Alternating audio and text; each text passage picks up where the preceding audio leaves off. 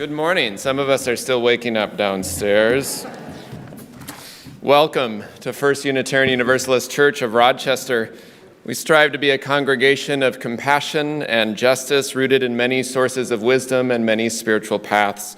Your faith, your doubts, your questions, your identities, believers in God or mystery, nature, science, love, queer and trans folks, immigrants and refugees, all of who we are and who we are becoming are held here as sacred.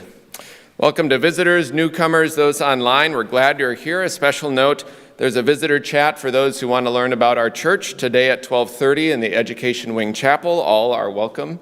There's a preschool playroom open throughout the morning just past the lobby and activities for kids following the time for all ages. And then right after service, you can join us outside in front by the main doors for our annual Maypole ritual. If you want, you can grab a cup of coffee and some donut holes or treats from downstairs, and then head outside. We'll start cutting ribbon, and there'll be some guidance for how to make our slightly chaotic weave of a maypole as we do each year. So all are welcome right after service. And speaking of music, we're grateful today for our guests, Loudmouth Brass, enlivening us today. Thank you. And they will help the festivities outside as well, so thanks for being here this morning. Each month, our offering goes out our doors to support our justice partners in the community, and our justice partner for May is Med City Refuge, and I believe Heather is here to share a few words about that work today. Come on up. Thank you all for welcoming us. My name is Heather. My pronouns are she, her. My name is Liz. My pronouns are also she, her. So Med City Refuge, for those who may not be aware of it, we are a nonprofit organization that supports those who come to Rochester for gender-affirming care. So not only are we trying to provide fellowship, community, resources, sometimes lodging for folks that come here. So Med City, obviously Mother Mayo, Refuge stands for receiving everyone fully, unapologetically, with grace and extravagance. Because why not, right? And so I am newer to the board. I got involved with it as a pro bono initiative through Mayo Legal, because that's where I work. It is a worthwhile cause for those who want to know more about it. I think our website is on there. There's a QR code. We are going to have a booth at Rochester Pride coming up, so we encourage you all to stop by and see us. Anything that I'm missing, Liz? No, I think that's great, and we'll be around today if you want to chat about it. Yes, so thank you all very much for your support. We'd very much appreciate it.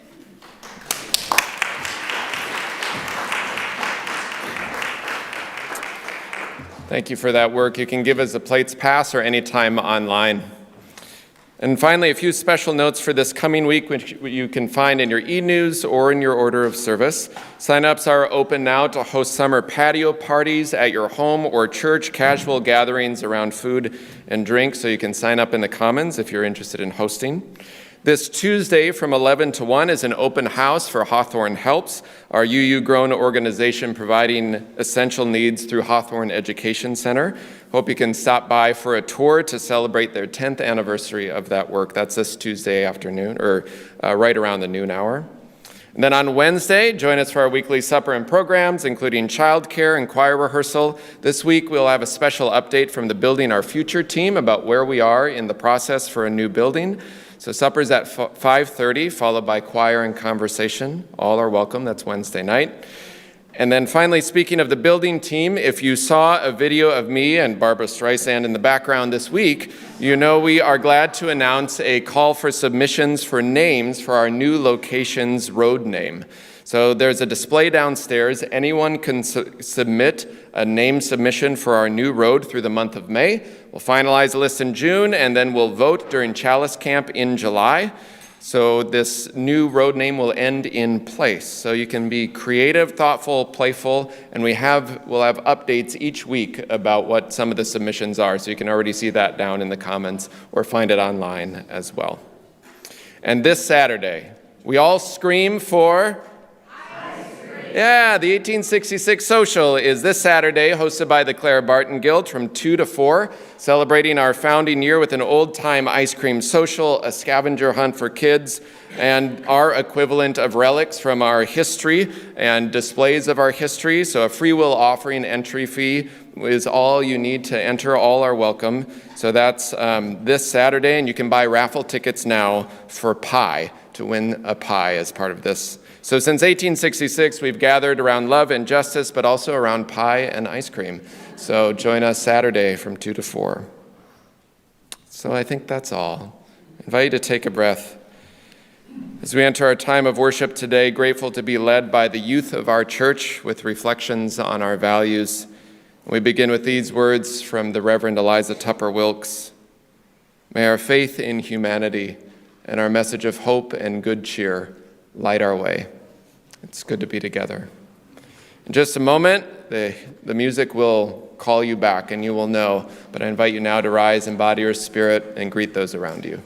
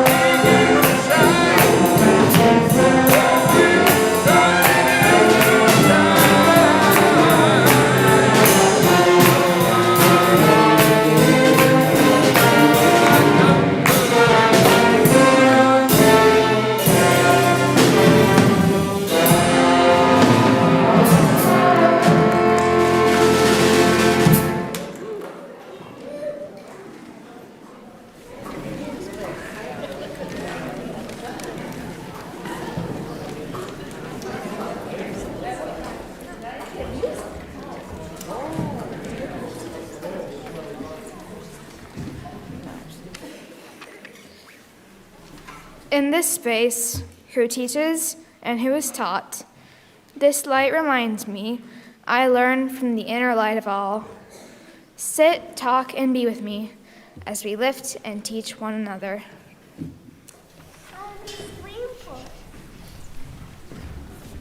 In gratitude, we'll receive the offering.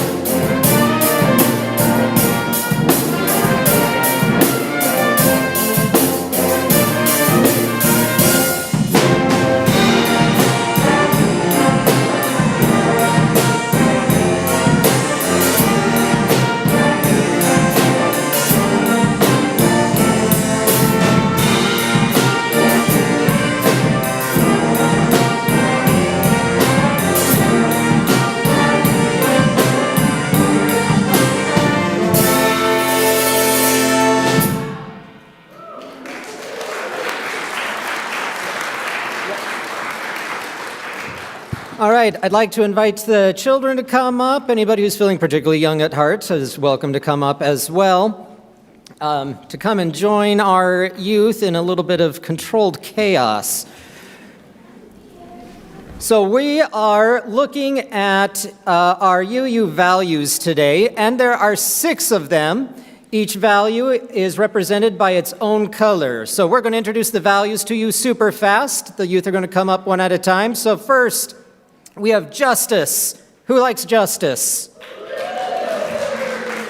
Next, we have equity. Who's all for equity? Transformation. That's the scary one, but who likes transformation? Pluralism is next. We have pluralism. Interdependence. And last but definitely not least, we have generosity. All right, so as we're getting all of our values attached, the one thing we should know is with all of our UU values, they all have a center, they all have a core. And what is the core to our UU values? Does anybody know? Love. Love is the core and the center to our UU values, which is going to be represented here in a not too subtle metaphor we are going to build and maybe ruin Maple forever here on out.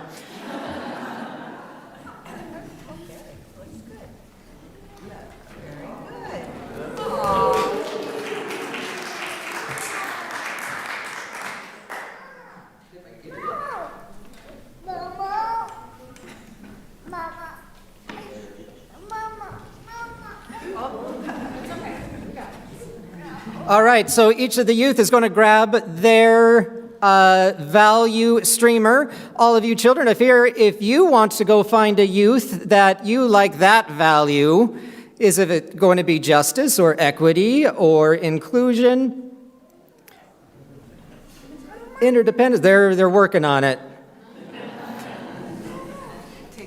So all you children, go ahead, stand up. Find a youth. And the youth know what to do. They're going to start leading you in this. And youth ready, facing, and take a little with you. And here you go. Round our pole of love. As we go through this, we've seen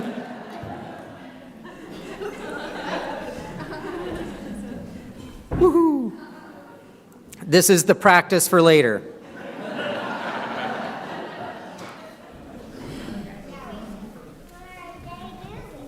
What are they doing?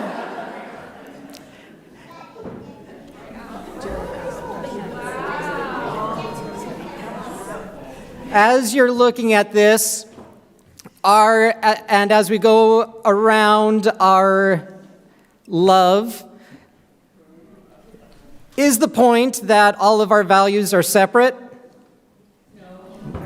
No, our values are intertwined and connected, and love holds them together.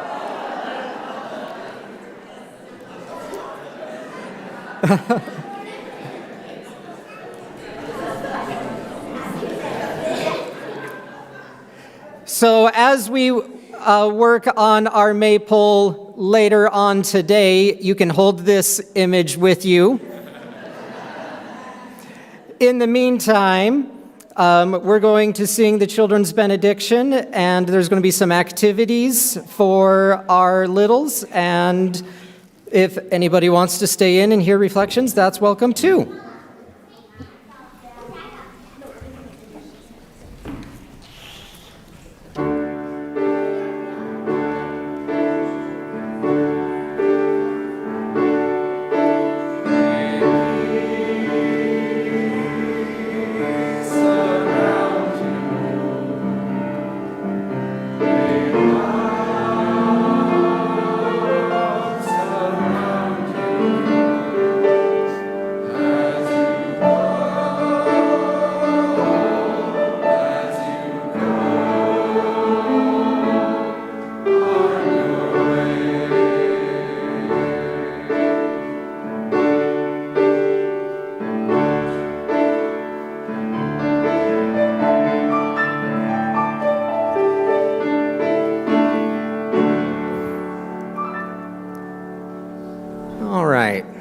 Now for a little more formal introduction.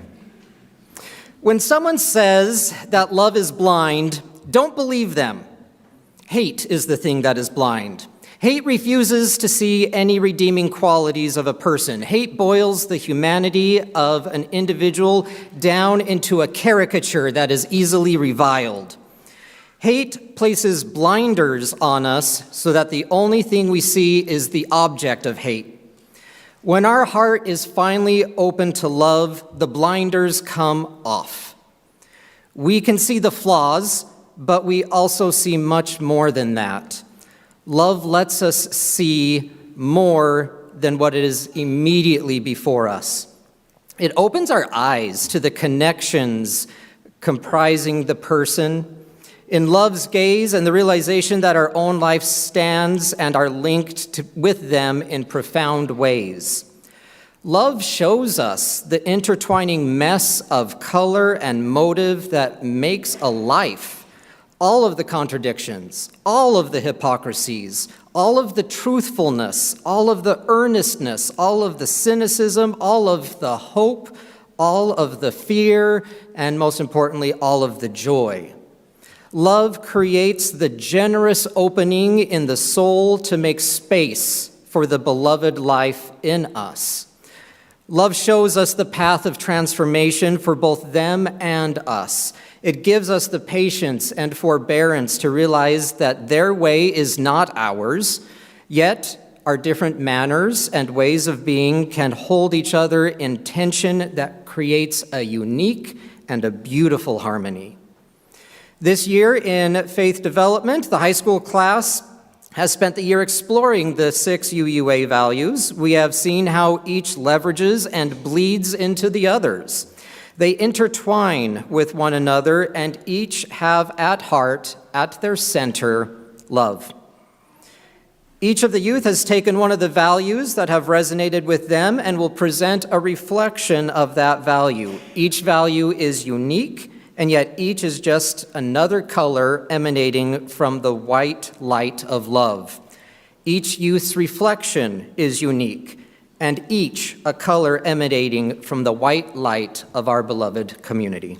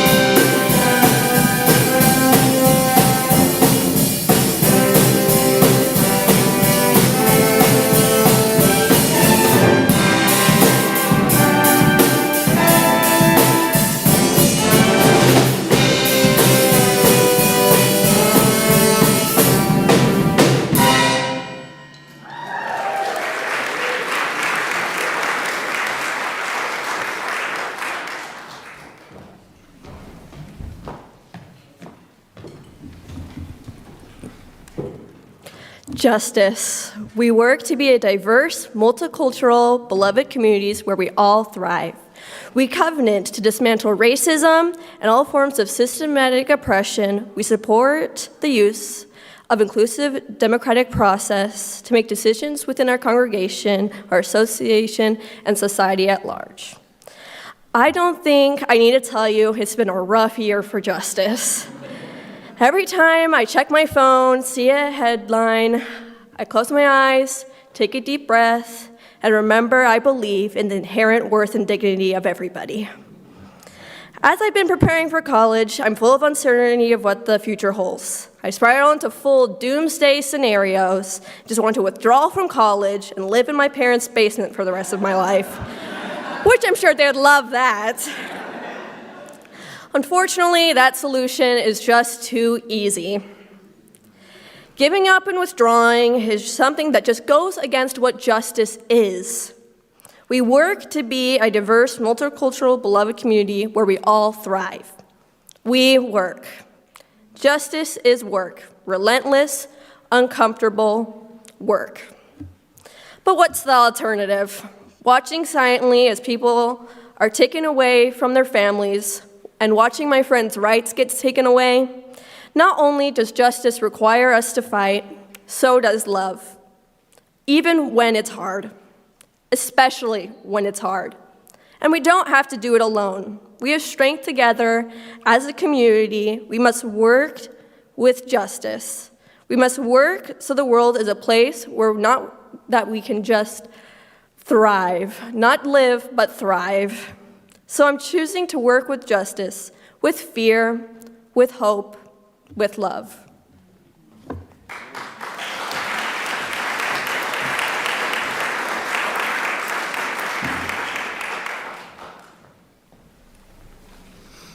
Over the years, the phrase equality for all has been said many times, but I don't want that. Now, before you all boo and walk out, listen to my whole speech. First, we have to know what I'm talking about. We must look at the difference between equity and equality. In simple terms, equality is everyone getting the same thing, while equity is everyone getting what they need to end up in the same place. If two people are injured, but one has a paper cut and the other a broken arm, you wouldn't give both a single Band-Aid. If we go even further and say we just want everyone to have the same opportunities no matter what, equality only can't achieve that. We need equity to give everyone what they need so they can actually flourish when given the opportunities. This idea is often seen within schools. In the early years of school, I struggled a lot with reading and spelling. It wasn't until I got a personal tutor that I was able to catch up and even pass my peers in reading level. This extra help that was given to me but not others was essential in my growth in school. After getting over that bump, I was in almost all of the advanced groups, but that didn't last forever. Once I got to middle school, I started falling behind again. I couldn't keep up and needed more help than others. While this is a large part, it is not the only important thought within the larger idea of equity. Ever since I was a very young child, I have been taught that every person has inherent worth and dignity. I'm not saying this in a no one gets consequences way, but in an everyone deserves rights and the ability to flourish way. Flourishing in the sense that one has the ability and chance to grow and live as truthfully as they can. It's very hard for some people to see someone who has done wrong and say they have worth and dignity. What you need to understand is saying that they have inherent worth and dignity doesn't make what they did okay. If one does wrong, it makes sense they get punished, but it should be within reason. So many crimes and punishments wouldn't happen if people were actually treated with inherent worth and dignity. Treating everyone equitably would decrease so much pain and injustice in the world. After hearing me through, hopefully you understand why I don't want equality for all, but equity for all instead. Thank you.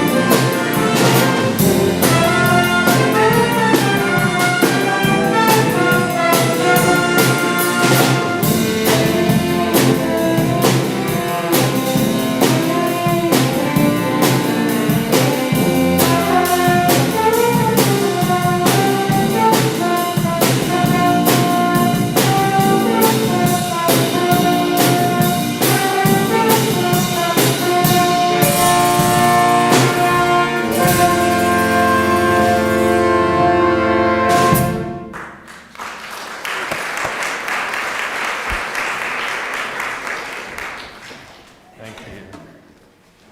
So now that you're pumped up, let's pray. I invite you to take a breath of gratitude for the day, for this music, for these inspirational reflections, for the chance to celebrate together what it means to be in community. Feel below you the earth and its ancient turning, above you the sky, and beyond that the stars shining with ancient light, holding you in this moment here, you yourself made of earth and stars. To know that in this house you're named and known as beloved. Right into this time of meditation, this time of prayer, first by holding silence together.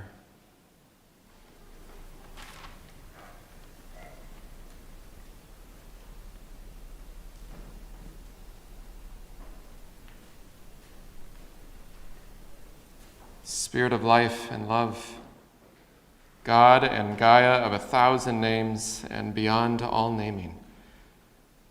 We know that joy and woe are woven fine, like the tangle of a maypole or fabric we hope to hold.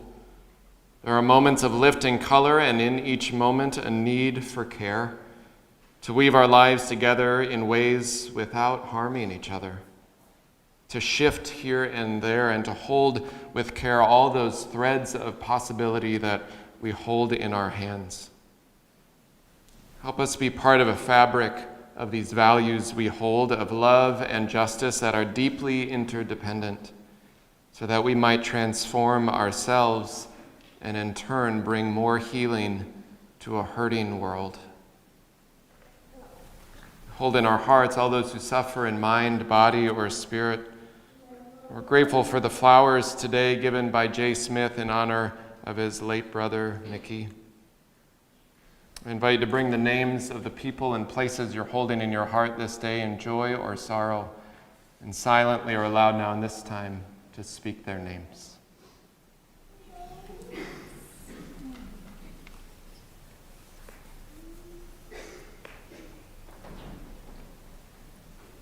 For the names spoken and unspoken, may we be held in love.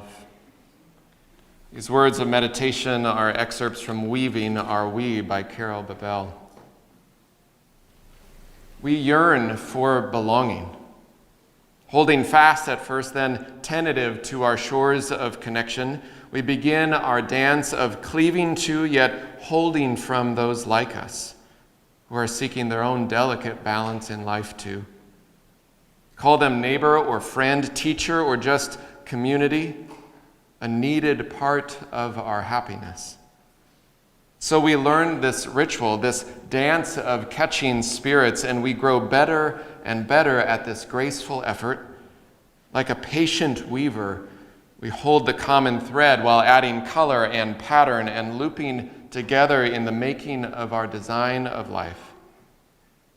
Oh, but we are not always careful to make sure that the design and structure can tolerate contrast, resistance, unexpected distraction.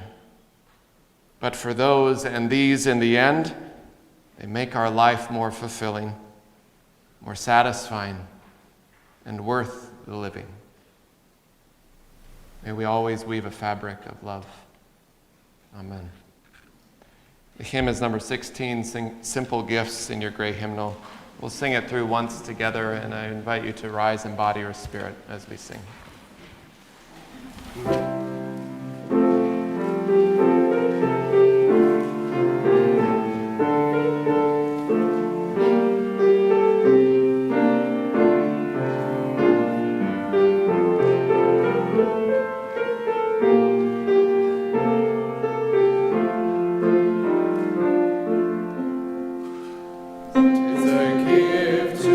Simple, 'tis a gift to be free, 'tis a gift to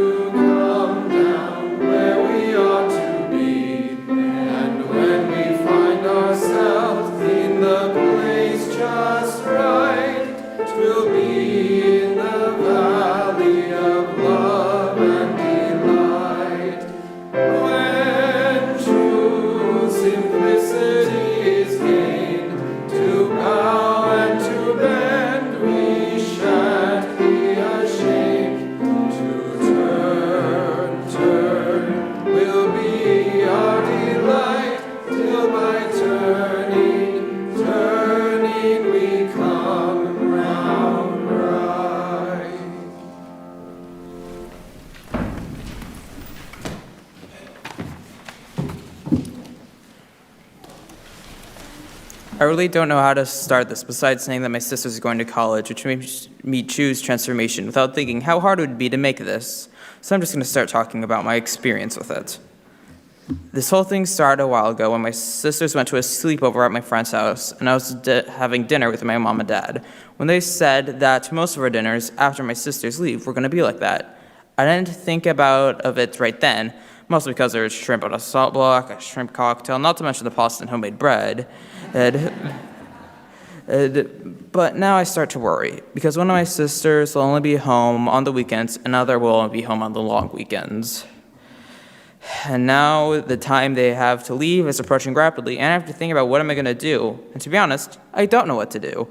I've just been ignoring the time they have till they leave and living my life normally, but reality's been hitting me harder and harder. My sister's graduation party's coming up, and my sisters would just have would be graduating around the time when I have to say this whole thing. So now, I have a question. How do I expect my life to be? And furthermore, how do I accept how my life is going to be? And furthermore, how do I know what the future will be? Will the future give me more friends or take them away? Will it make me rich or poor? Will it stop my examples now, or will I keep going? Will I be happy, or will I defy your expectations? I think this is how most people find change scary, and furthermore, transformation scary. So how do you go about change? I've heard some people will try to deny it while others try to embrace it. A bunch of people go through it different ways. I plan to go through the future and just pray it turns out well. There'll definitely be some more changes in the future, and it will never be perfect, but I will be open to it. This is how the UUA values have taught us. I don't know how to end this, but I can say, if change may go sour, you can always rely on your friends, family, or community to keep you going.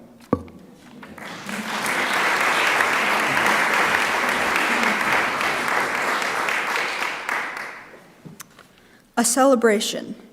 The word pluralism sounds like a boring theological term, not a core human value like the others.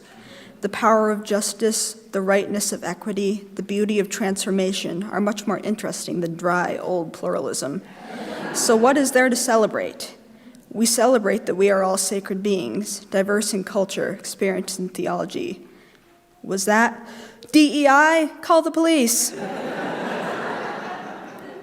This is a bit radical compared to our previous values. We're all sacred beings? But that's what universalism was all about. Everyone is worthy of salvation, even though we may have different beliefs in it. And now this church stands welcoming in a hostile world. Why are we all here today? Do we believe in one God? Do we have one philosophy? Do we come from the same place? We don't, but we are here for each other, and we are here to celebrate. A covenant. We covenant to learn from one another in our free and responsible search for truth and meaning. Truth and meaning. That's what we all want, isn't it? Universalism says that we are all worthy of salvation, but does that mean heaven? Or can salvation happen when we find meaning in life? This promise we make goes against the idea that says truth and meaning are things we have to find for ourselves. It is true that only you can decide what you believe, that your truth is your own, but you do not search alone. We learn from each other. We lift and teach one another. And today, we are all in this together. An embrace. What does it mean for us to truly accept each other? We embrace our differences and commonalities with love, curiosity, and respect. First, we must acknowledge that we are different, but we are also the same. Then we must be open to each other's worldviews, loving and respecting each other. And love is at the center, the heart of acceptance. When we are lost, unsure of our beliefs and our identities, we look to those we love for acceptance, and we embrace. Thank you.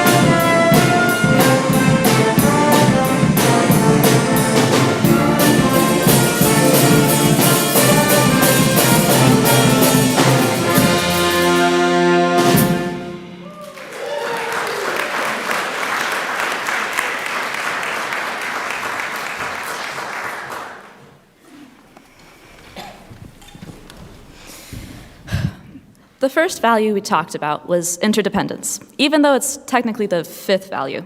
More specifically, we honor the interdependent web of all existence.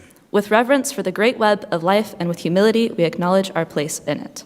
We covenant to protect Earth and all beings from exploitation. We will create and nurture sustainable relationships of care and respect, mutuality, and justice. We will work to repair harm and damaged relationships. Humans often see themselves as separate, but the truth is, each of us is a thread in something far greater, a living network of people, creatures, and ecosystems. Every act of kindness or cruelty can send ripples through the web, felt in ways we may never see. People will carry kindness forward, meaning that even just the simple act of holding the door open for someone can create a chain that leads to more acts of kindness and compassion. On the flip side, one careless comment or harmful action can cause deep hurt and spread negativity far beyond what we intended. In class, we built a web, which started from an apple and somehow got to nuclear bombs and communism, which was interesting. But it proved the point. Everything is connected. Which, while that sounds kind of cliche, it remains very important and very true. If we can recognize that we both affect and are affected by this vast web, then we can begin to take responsibility for it. That means nurturing relationships, not just with each other, but with the earth, and working to repair those that have been broken. When I was in the Taking Flight class, one of the biggest themes in maintaining relationships was communication. This is because it builds trust, which is necessary in any relationship. However, it's also so difficult. Not everybody wants to communicate, but it is necessary and helps you recognize just how interconnected we truly are. With the earth, you need to communicate for it, to help fight for it. This could be recycling, or picking up litter, or advocating for environmental protection laws or something. But the point is, to nurture and care for the earth, you must give it a voice by using your own. Because when we acknowledge that we are interconnected, we find compassion. And with compassion, we can build a world that lasts, which is kind of the goal. Thank you.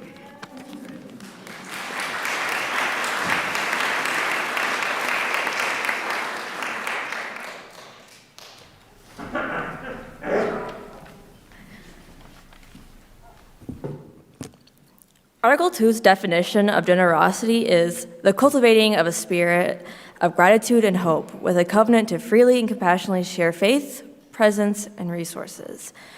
When I heard that for the first time, I thought that was way too wordy and complicated and reminded me of the thesis statements in my AP American History class. So, like that thesis statements, I would like to break it down to make it any coherent sense. So, first, cultivating a spirit of gratitude. Gratitude happens when we recognize the value in what we have, and that recognition often leads to generosity. An example that comes to mind immediately is giving to charity. While wealthier people often give more money, in total, research shows that lower income people give a larger percentage of their incomes. This comes from a deeper empathy of connection to struggle. In class, we were asked, who donates more, Republicans or Democrats?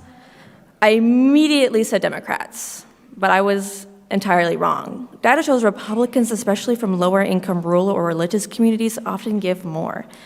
That made me rethink how generosity shows up, especially among those who have less but understand the value of support.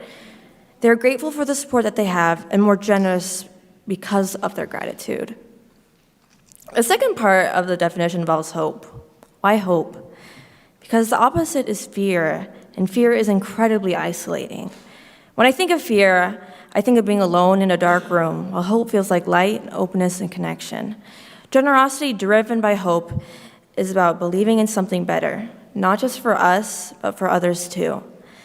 When people work together after a natural disaster or support a family in crisis, that's generosity rooted in hope.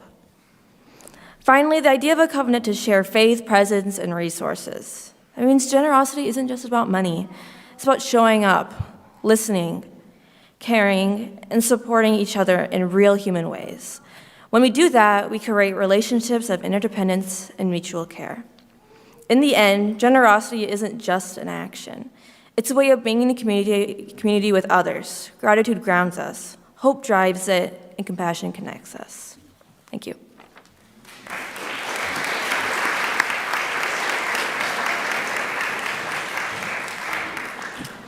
you.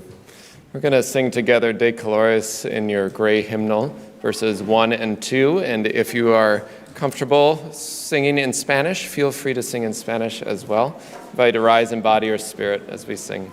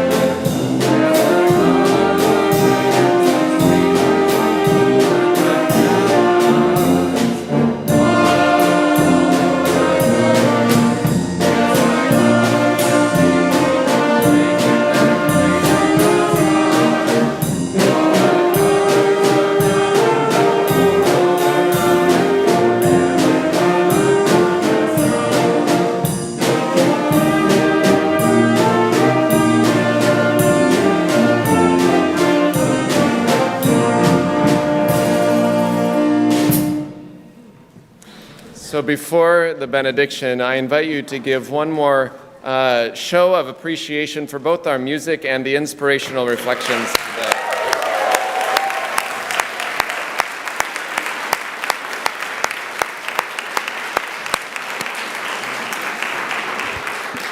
And in part, I offer that because the postlude is a recessional, so during that music, we invite you to recess out as they play, to go down, get your coffee, your treats, and then head out to the maple. So you can't clap then, so you had to clap now.